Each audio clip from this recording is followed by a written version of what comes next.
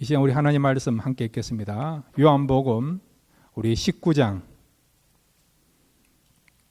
31절부터 42절까지 우리 함께 읽겠습니다. 요한복음 19장 31절부터 42절입니다. 시작. 이날은 준비일이라 유대인들은 그 안식일이 큰 날이므로 그 안식일에 시체들을 십자가에 두지 아니하려 하여 빌라도에게 그들의 다리를 꺾어 시체를 치워달라 하니 군인들이 가서 예수와 함께 못 박힌 첫째 사람과 또 그 다른 사람의 다리를 꺾고 예수께 이르시러서는 이미 죽으신 것을 보고 다리를 꺾지 아니하고 그 중 한 군인이 창으로 옆구리를 찌르니 그 피와 물이 나오더라. 이를 본 자가 증언하였으니 그 증언이 참이라. 그가 자기의 말하는 것이 참인 줄 알고 너희로 믿게 하려 함이니라. 이 일이 일어난 것은 그 뼈가 하나도 꺾이지 아니하리라 한 성경을 응하게 하려 함이라. 또 다른 성경에 그들이 그 찌른 자를 보리라 하였느니라. 아리마의 사람 요셉은 예수의 제자이나 유대인이 두려워 그것을 숨기더니 이 일 후에 빌라도에게 예수의 시체를 가져가기를 구하매 빌라도가 허락하는지라. 이에 가서 예수의 시체를 가져가니라. 일찍이 예수께 밤에 찾아왔던 니고데모도 몰락과 침량 썩은 것을 100리터쯤 가지고 온지라. 이에 예수의 시체를 가져다가 유대인의 장례 법대로 그 양품과 함께 세마포로 쌌더라. 예수께서 십자가에 못 박히신 곳에 동산이 있고 동산 안에 아직 사람을 장사한 일이 없는 새 무덤이 있는지라. 이라는 유대인의 준비리요 또 무덤이 가까운 거로 예수를 거기 두니라. 아멘. 이 시간 우리 같이 한번 기도하겠습니다. 하나님, 이 시간 말씀 듣기를 원합니다. 말씀으로 말미암아 다시 한번 부활의 소망을 갖게 해주시고 또 주님께서 우리를 죽으셨는데 그 죽음의 의미가 뭔가를 알고 주님께 감사하며 주님을 향하여 다시 사랑의 마음이 아름답게 생길 수 있는 그런 은혜와 그런 하나님의 역사를 경험할 수 있는 귀한 시간 될 수 있도록 이 시간 말씀을 삼으면서 우리 다 같이 주여 한번 부르고 함께 기도하시겠습니다. 주여. 아버지 하나님 감사합니다. 이 시간 주님 앞에 나와서 저희들 말씀 듣기를 원합니다. 아버지 하나님, 이 말씀을 듣는 자들이 다 은혜 받게 해주시고 변화되게 해주시고 생명을 깨 주옵소서. 이 말씀 이루어지시고 말씀 안에서 기뻐하며 감사하며 즐거워할 수 있는 그런 시간 되게 하옵소서. 살아계신 하나님을 만나게 하옵소서. 말씀을 통해서 우리가 도전받고 찔림을 받게 해주옵소서. 온전히 결단할 수 있는 귀한 시간 되게 하옵소서.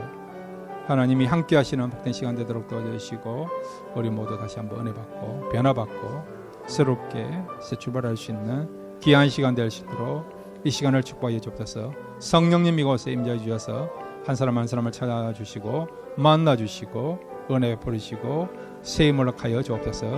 그렇게 할 줄을 믿습니다. 그 은혜를 삼합니다.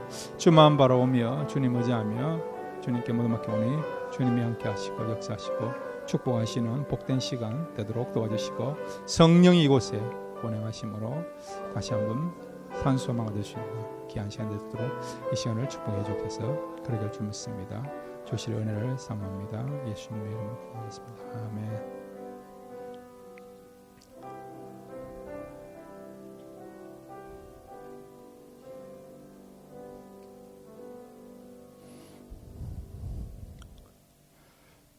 하나님 아버지, 이 시간 저희들 말씀에 소망을 두고 사모하는 마음으로 말씀 듣기를 원합니다. 이 말씀이 빛이 되고 기쁨이 되고 또한 능력이 될 줄로 믿습니다. 오늘 말씀을 통해서 주님을 만나게 하여 주옵소서. 주님을 만난 사람들은 다 변화되는데 이 시간 주님을 만남으로 우리가 온전히 변화되는 변화의 역사를 경험하는 복된 시간 될 수 있도록 이 시간을 축복해 주옵소서. 예수님의 이름으로 기도드렸습니다. 아멘. 오늘 말씀을 통해서 온전하게 결단함으로 새로운 인생을 살아가시는 저와 여러분 되시기를 바랍니다. 오늘 이 말씀의 내용은 딱 두 부분이에요. 하나는 예수님이 십자가에 죽으시고 그 다음에 이제 무덤에 묻히시는 그런 내용이에요.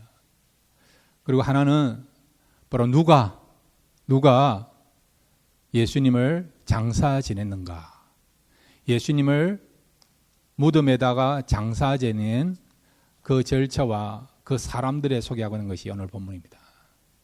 예수님이 죽으시고 무덤에 묻히시는 것과 그 다음에 예수님을 장사 지내는 그 내용이 오늘 본문의 내용입니다. 그래서 오늘 본문의 내용을 통해서 오늘도 세 가지가 아니고요, 두 가지의 교훈만 함께 생각하겠습니다. 첫 번째로 한번 따라해 주시기 바랍니다. 예수님은 완전히 죽으셨다. 예, 이 사실 믿습니까? 초대교회에 영지주의라고 하는 이단들이 있었어요. 이들이 무슨 이야기 하느냐, 예수님이 이 땅에 오셨는데 영으로만 오셨어요. 영으로만. 육체는 임하지 않고 영으로 왔다, 그런 주장을 하였죠. 그 부분에 대해서 사도 요한은 단호하게 반박하면서 누구든지 예수 그리스도를 육으로 오신 예수님을 부인하면 그것은 거짓된 진리다, 그렇게 선언한 것을 우리가 요한 1서와 요한 2서에서 우리가 찾아볼 수 있습니다. 그래서 지금 요한은요, 그 당시 시대의 흐름을 방영하면서 뭐라고요? 예수님이 이 땅에 육신의 몸을 입고 오셨고, 그리고 예수님은 어떻게 해요? 죽으셨다는 겁니다. 죽으셨다는 것입니다. 이 요한복음에 보면 47번에 걸쳐서 내가 증언한다, 그렇게 표현하고 있는 것을 봅니다. 무엇을 증언합니까? 이 말이 진리란 것을 증언하는 거지. 예수님이 이 땅에 오셨고 진리의 말씀을 전하셨고 그 다음에 십자가에 죽으시고 부활하셨다. 이 진리를 증언한다라고 사도 요한은 47번에 걸쳐서 그가 보고 들은 것을 정확하게 증언하고 있는 것을 보게 되는 겁니다. 오늘 본문에 보면 예수님이 죽으시는, 운명하시는, 그리고 무덤에 장사 지내는 과정들을 아주 섬세하게 입체적으로 소개하고 있어요. 먼저는 예수님의 다리가 꺾이지 아니했다는 거예요. 보통 십자가에 사람들을 매달아 놓으면 오래 버티니까, 그래서 어떻게 합니까? 빨리 사람들을 죽이기 빨리 사람들 죽이기 위하여 어떻게 하느냐 하니까 다리를 꺾어버려요. 다리를 꺾어버리면 호흡 곤란이 일어납니다. 그래서 빨리 단명할 수 있습니다. 그런데 이미 시편에서 뼈를 꺾지 아니하셨다라고 예언하고 있지 않습니까? 그 말씀대로 예수님의 그 십자가 옆에 있던 두 강도들의 뼈는 꺾었지만은 예수님은 뼈가 꺾이지 아니한 거죠. 이미 하나님이 예언하신 대로 주님의 뼈가 꺾이지 않고 보존되는 것을 보게 되죠. 그 다음에 예수님께서 창으로 찔리셨어요. 왜 창으로 찔려나니까 예수님이 확실히 죽었는가 아니면 살아있는가 확인하기 하여, 호흡이 끊어졌는가 호흡이 이어졌는가 확인하기 하여 로마 군병이 창을 가지고 예수님의 옆구리에다가 찔렀지요. 그러니까 창으로 찔림 받았다는 말은 뭐냐? 예수님이 완전히 반드시 죽으셨다는 것을 말씀하고 있습니다. 이 로마 군병이 창을 가지고 예수님의 옆구리를 찌르니까 거기서 뭐가 나왔습니까? 물과 피가 나온 거예요, 여러분. 사람이 죽지 아니하면 의학적으로 물과 피가 따로 나올 수 없습니다. 그러니까 물과 피가 따로 나왔다는 것은 바로 예수님이 완전하게 죽으셨다는 것을 증명하고 있는 것이죠. 이 모든 예수님의 그런 십자가에 달리시는 그런 광경과 죽으심을 본 로마 군대 백부장이 예수님이 운명하신 것을 보고 그는 참으로 하나님의 아들이었다라고 또 증언한 거죠. 그러니까 예수님이 죽으신 것을 확실하게 보고 난 뒤에 그는 참으로 하나님의 아들이었다고 그가 입을 열어서 증언한 것을 우리가 또 성경을 통해서 보고 있지 않습니까? 자, 이런 내용을 가지고요, 오늘 성경 다시 한번 요한복음 19장 31절에서 35절을 같이 읽겠습니다. 시작. 이날은 준비리라. 유대인들은 그 안식일이 큰 날이므로 그 안식일에 시체를 십자가에 두지 아니하려 하여 빌라도에게 그들의 다리를 꺾어 시체를 치워달라 하니, 군인들이 가서 예수와 함께 못 박히신 첫째 사람과 또 그 다른 사람의 다리를 꺾고 예수께 이르러서는 이미 죽으신 것을 보고 다리를 꺾지 아니하고 그 중 한 군인이 창으로 옆구리를 찌르니 곧 피와 물이 나오더라. 이를 본 자가 증언하였으니 그 증언이 참이라. 그가 자기의 말하는 것이 참인 줄 알고 너희로 믿게 하려 함이니라. 아멘. 예. 예수님은 십자가에서 죽으셨다는 거죠. 그러면 여러분, 예수님의 이 죽으심이 왜 중요하냐? 왜 죽으셔야 되느냐? 예수님이 그냥 살아 계시면 안 됩니까? 아니에요. 예수님이 왜 이 땅에 오셨습니까? 이 땅에 오신 목적이 무엇입니까? 죽기야요, 죽기야. 예수님은 살게 오신 게 아니고 죽기야 이 땅에 오신, 죽기야 이 땅에 오신 거지. 요즘은 모르겠어요. 우리 한국에 있을 때에 교과서마다 제일 앞장에 나오는 게 뭡니까? 국민교육 헌장. 그 중에 핵심되는 내용이 뭐죠? 우리는 이 땅에 역사적인 사명을 띠고 태어났다 아닙니까? 예수님이 이 땅에 오신 그 사명이 무엇입니까? 죽기야요.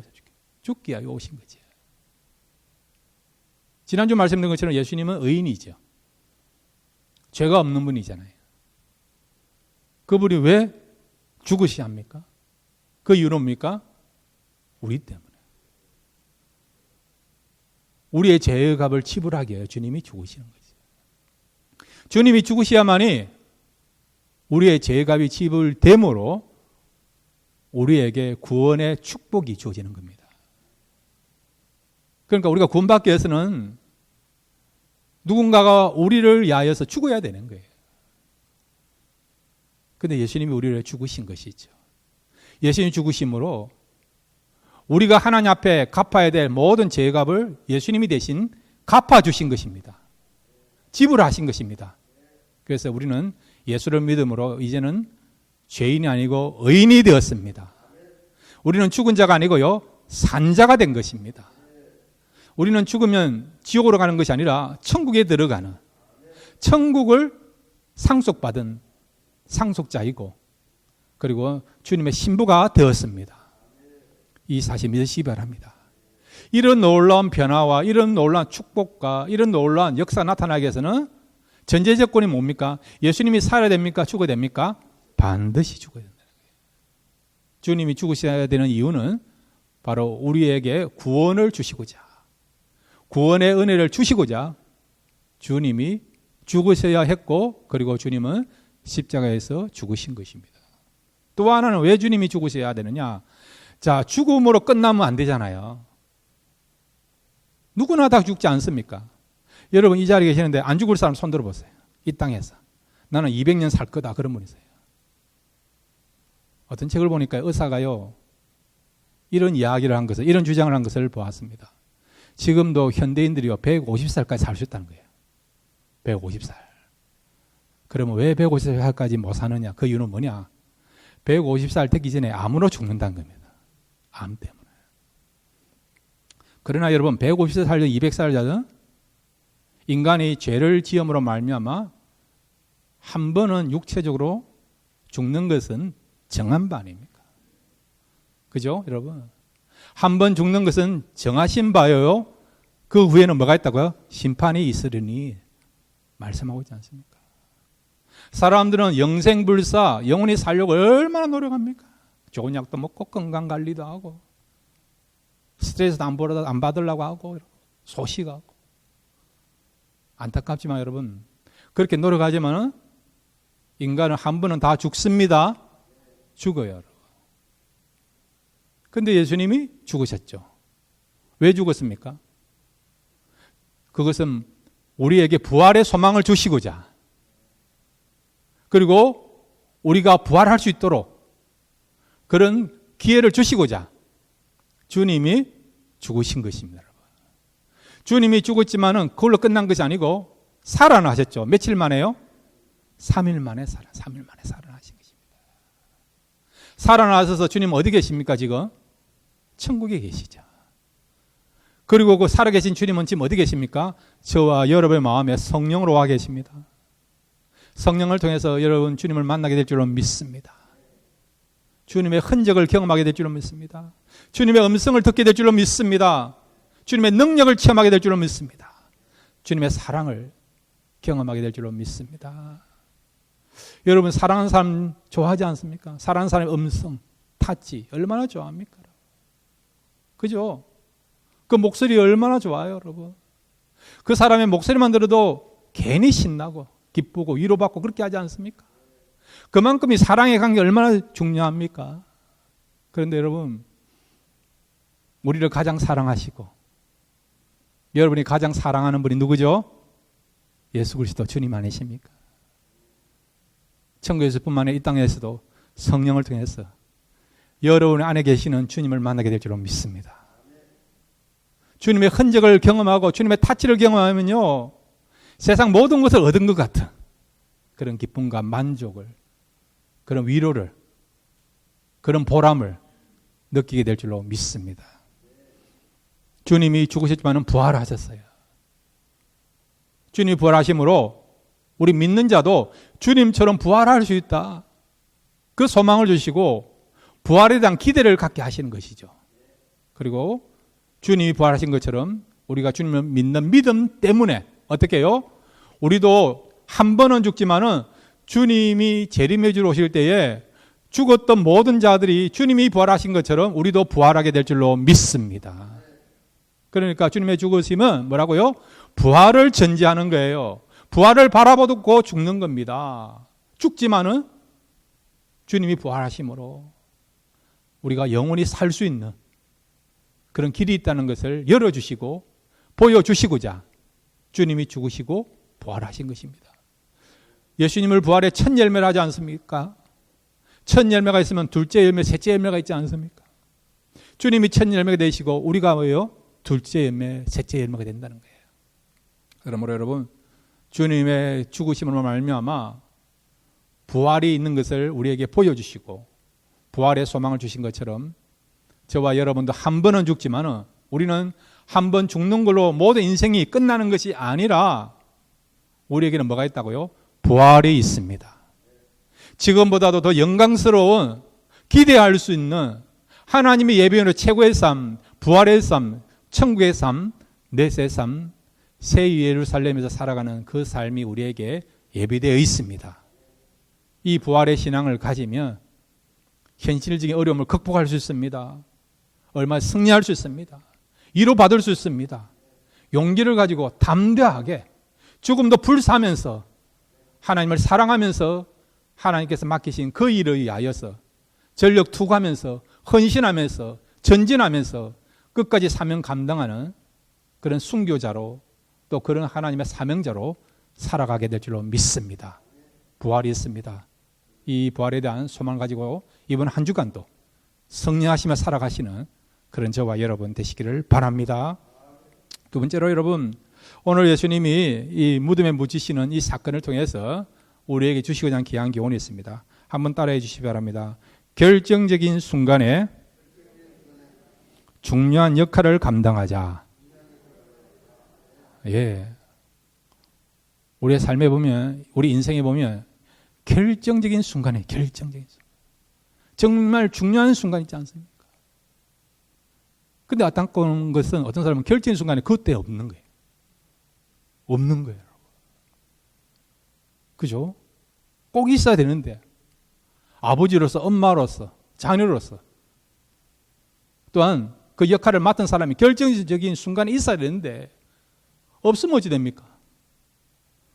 주변 사람도 안타깝게 생각하고 본인도 아쉽지. 내가 그때 있어야 되는데 두고두고 후회하고 아쉬운 순간이 있지 않습니까? 근데 어떤 사람은요, 보통 때는 잘 안 보여. 결정의 순간에 딱 보이는 사람이 있어요. 어떤 분은요, 잘 안 보여. 그런데 밥 먹을 때 딱 보이는 사람이에요. 밥 먹을 때는 확실하게 보이는 사람이 있어요. 평소에 둘러봐도 안 보여요. 어디 있지? 안 왔나? 근데 밥 먹을 때 딱 보여. 그런 사람 있지 않습니까? 그것도 결정의 순간에 보이는 사람이죠. 이거 말고 우리 인생에 대해서 정말 결정의 순간에 우리가 해야 되고 그 자리에 있어야 되는 그런 일들이 있지 않습니까? 예수님이 십자가에서 운명하셨습니다. 그럼 장사를 지내야죠. 장사를 지내야죠. 유대인들 가운데 좀 집안이 넉넉하면요, 돌에다가 이렇게 무덤을 만들어서 그 안에 시신을 였습니다. 그리고 입구에 돌로 막아버리죠. 근데 집안의 형편이 넉넉지 않으면 어찌 되느냐? 그냥 길에 있는 땅을 파가지고요. 산이나 야산에 길에다가 땅을 파가지고 그 땅 안에다가 시신을 묻어둡니다. 이걸 평토장이에요, 평토장. 그런데 여러분, 사람들이요, 지나가다가 그 무덤에 발을 디뎠거나 손을 대면 어찌 되느냐? 이게 부정화돼 가지고요. 손을 깨끗이 씻거나 하루 정도 지나야만이 나갈 수 있어요. 그래서 어떻게 하느냐? 유월절이나 이 초막절이나 오순절 같은 경우에 전 세계에서 많은 사람들이 이 명절을 지나게 위하여 예루살렘 몰리지 않습니까? 근데 지나가다가 여러분 시신하고 접촉되면 부정화돼 가지고요. 그 다음에 유월절이나 이런 데 절기를 참여할 수 없습니다. 그래서 그런 일이 없도록 하기 위해 어떻게 하느냐? 이 평토장, 길에다가 시신을 묻어놓은 그런 곳에는 여러분 어떻게 하느냐? 무덤이라고 해칠한 거. 회를 갖다 뿌리는 거예요. 그러면 사람들, 아, 이거는 무덤이다. 그래서 피하는 것입니다. 그래서 해칠한 무덤이다. 그렇게 말하는 것입니다. 그런데 오늘 본문에 보면 예수님이 죽으셨습니다. 장례를 치러야 되는 거예요. 그러면 여러분, 최근까지 예수님과 제일 가까이에서 동고동락하면서 먹고 마시면서 예수님과 함께 동행하며 살았던 사람들이 누굽니까? 누구죠? 예수님의 제자들 아닙니까? 3년 반 동안 예수님의 제자들은 예수님과 함께 생활했어요. 먹고 마시면서. 그렇게 여러분 뗄래야 뗄 수 없는 가장 최측근에서 예수님과 교제하며 살았던 사람들이 제자들인데 지금 예수님을 장사 지내야 되는데 그 제자들 어디 갔어요? 결정적으로 예수님을 지금 무덤에 장례를 치러야 되는데 그 일을 해야 될 제자들이 어디 갔습니까? 없는 거예요. 결정적인 순간에, 제일 중요한 순간에 그들이 해야 할 일들을 하고 있지 않는 거지. 그들은 그 자리에 나타나지 않는 것을 보죠. 얼마나 안타깝습니까? 얼마나 이 사람들이 비겁합니까? 그런데 오늘 본문에 보니까요, 이 두 사람이 대제사장이나 유대인들의 그런 시선을 무시하고 얼마든지 예수님의 시신을 내려서 장사를 지내고 그 일을 하면 사회적으로 매장당할 수도 있고 자신의 앞길에 그런 어려움이 올 수 있음에도 불구하고 그런 거 생각하지 않고요. 어떻게 해요? 담대하게 용기를 내어서 빌라도로부터 예수님을 장사 지낼 수 있도록 요청하고 허락을 받았고 그 다음에 자신이 준비한 무덤에다가 예수님을 묻도록 하고 그 다음에 장사 지내기 어떻게 합니까? 향유를 붓지 않습니까? 향유를 준비해서 예수님의 시신에 붓고 세마포로 싸서 아주 아름답게 최선을 다해서 예수님의 장례를 치르는 사람이 있죠. 누굽니까? 오늘 본문에 나타나 있는 아리마대 요셉과 그 다음에 니고데모라는 사람입니다. 자, 오늘 성경 여러분 38절에서 42절을 같이 읽겠습니다. 시작. 아리마대 사람 요셉은 예수의 제자이니 유대인이 두려워 그것을 숨기더니 이 일 후에 빌라도에게 예수의 시체를 가져가기를 구하매 빌라도가 허락하는지라 이에 가서 예수의 시체를 가져가니라. 일찍이 예수께 밤에 찾아왔던 니고데모도 몰락과 침량 썩은 것을 100리터라쯤 가지고 온지라. 이에 예수의 시체를 가져다가 유대인의 장례법대로 그 향품과 함께 세마포로 쌌더라. 예수께서 십자가에 못 박히신 곳에 동산이 있고 동산 안에 아직 사람을 장사할 일이 없는 새 무덤이 있는지라. 이나는 유대인의 준비리요 또 무덤이 가까운 거로 예수를 거기 두니라. 아멘. 아멘. 신명기에 보면요, 여러분, 사람을 갖다가 나무에 달아 놓잖아요. 나무에 달았다는 것은 나무에 달아서 죽는 겁니다. 저주를 받아서 나무에 달려서 죽는 겁니다. 그 사람이 죽었을 때에 어떻게 해요? 밤을 지내지 않도록 하는 거예요. 당일날에 그 시신을 내려서 장사를 지내라고 율법이에요. 율법으로. 예수님이 십자가에 운명하신 날이 여러분 안식이 예배일입니다. 미국으로 말하면 금요일이에요. 금요일 오후에. 금요일은 해가 떨어지면 그때부터 안식일이 시작되는 겁니다.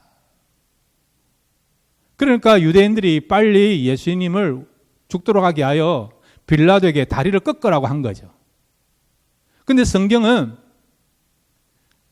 예수님의 뼈를 꺾지 못하도록 이미 예언되어 있지 않습니까? 그래서 예수님이 운명하셨는데 근데 예수님의 시신을 이렇게 가져다가 장사를 지낸 사람이 누구냐 하니까 오늘 보면 나와 있는 예수님의 제자도 아니고 바로 아리마대 요셉, 니고데모라는 사람입니다. 이 두 사람은 공회원이에요. 공회원. 그 당시 여러분 입법과 행정, 막강한 권력을 갖고 있는 최고기관이 산헤드린 공회입니다. 이 공회의 회원은 70명과 한 명의 회장으로 돼요. 그러니까 71명으로 구성되어 있는 거예요.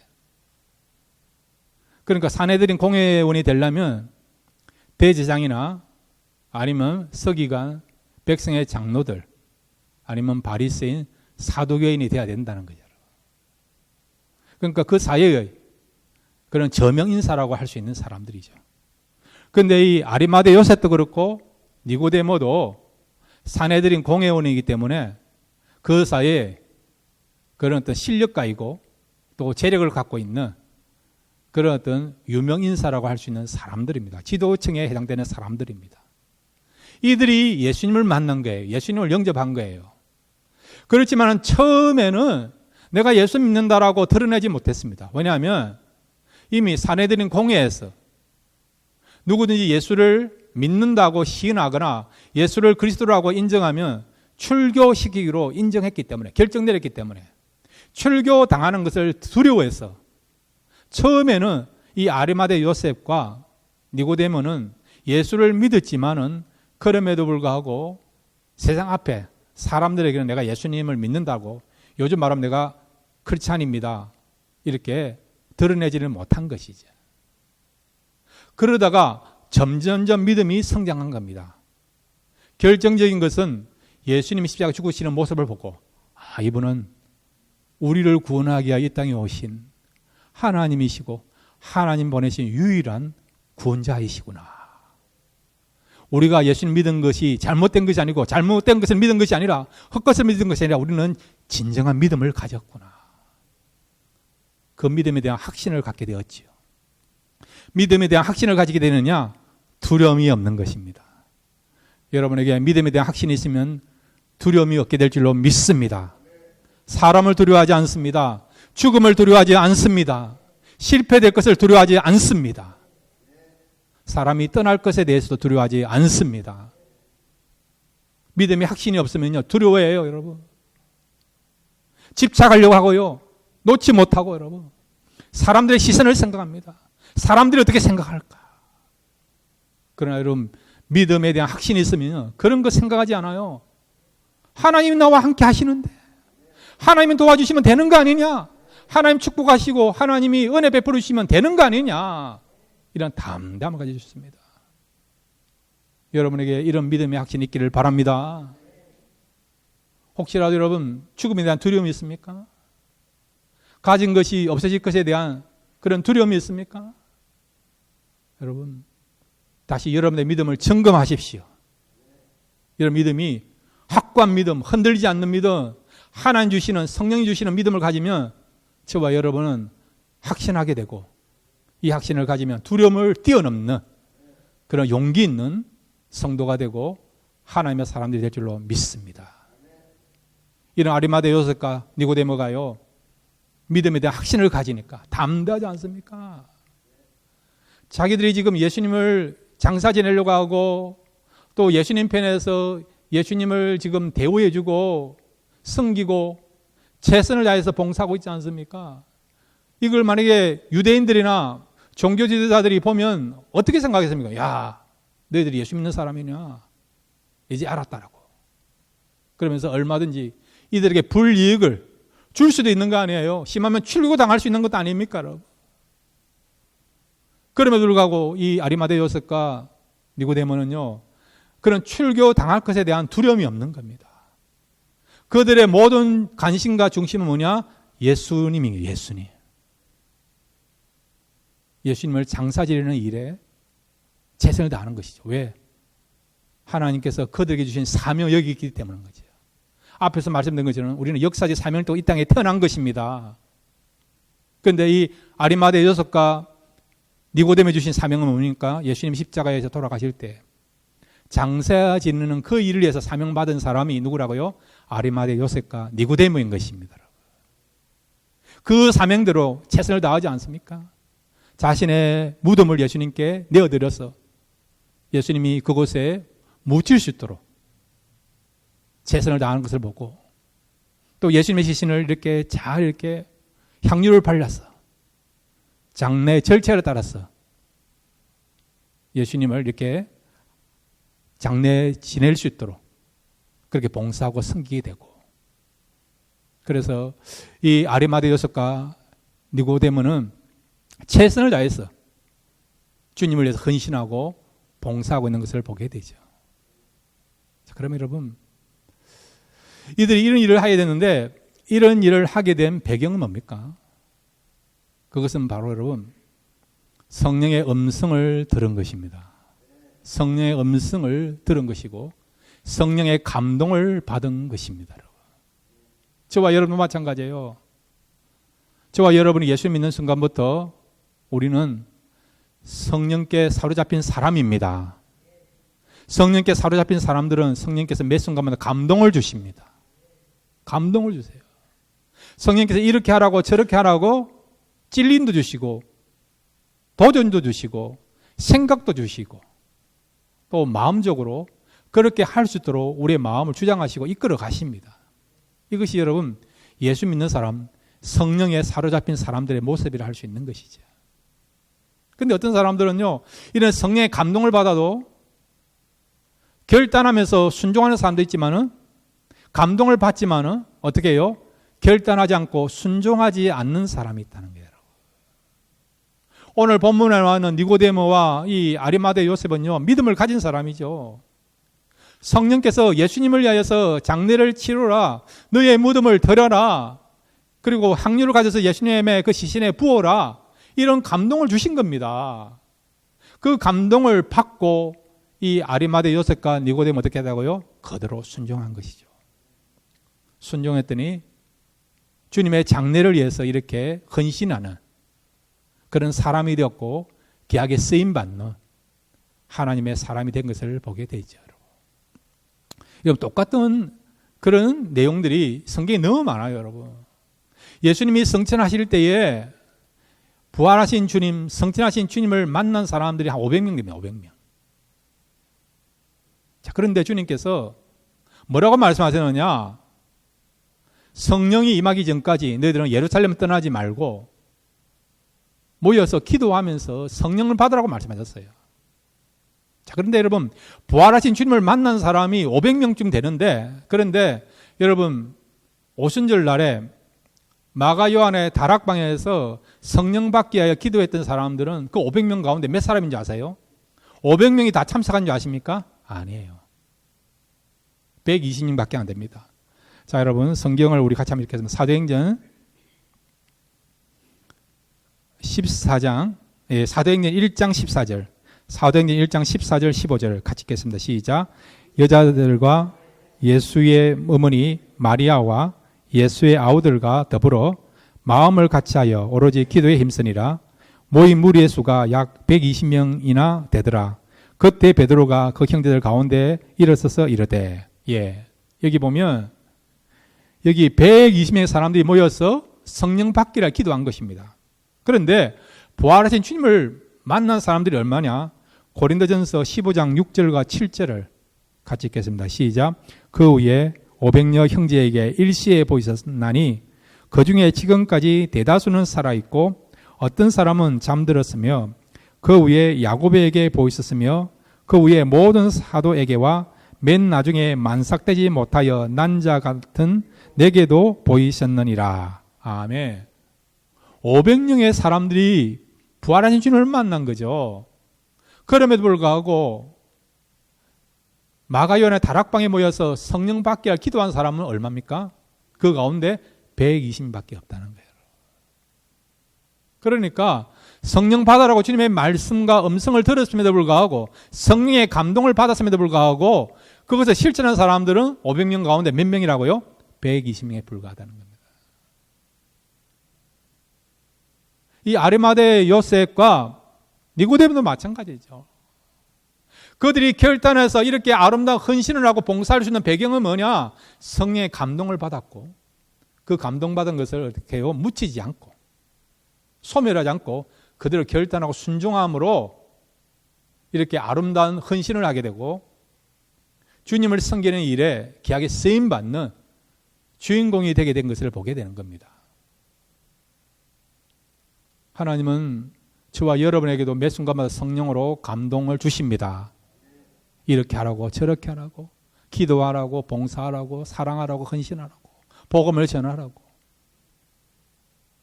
이럴 때는 이렇게 순종하고 이럴 때는 또 저럴 때는 저렇게 또 우리가 결단하라고 말씀하십니다. 매 순간마다 감동을 주세요.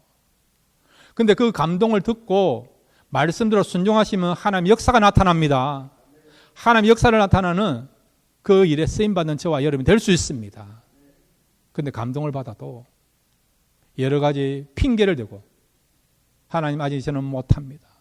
부족합니다. 다음에 하겠습니다. 이거는 나하고는 상관없습니다. 우리 가정하고는 상관없습니다. 그러면요 뭐라고요? Nothing happen. 아무 일도 일어나지 않는 것입니다. 저는 우리 교회와 우리 성도님들이 오늘 이 시대에 하나님 나라를 위하여 하나님을 위하여서 귀하게 쓰임받는 교회와 성도 되기를 바랍니다. 어떻게 하면 우리가 정말 역사의 한 페이지를 장식할 정도로 그렇게 아름다운 일을 감당할 수 있느냐? 그 비결은 뭡니까?